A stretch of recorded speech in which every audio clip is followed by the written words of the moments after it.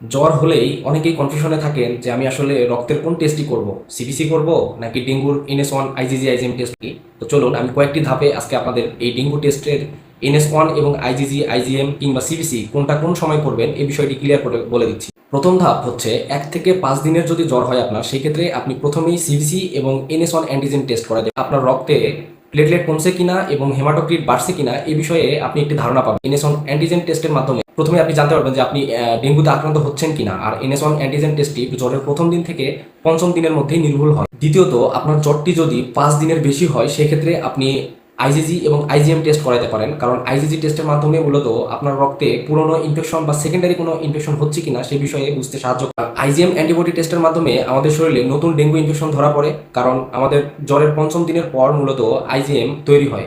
ডেঙ্গুতে সঠিক সময়ে সঠিক টেস্ট, এটাই হচ্ছে লাইফ সেভার। আর ভিডিওটি সেভ করে রাখুন এবং বন্ধুদের সঙ্গে শেয়ার করুন যাতে সবাই সচেতন হতে পারে। ধন্যবাদ।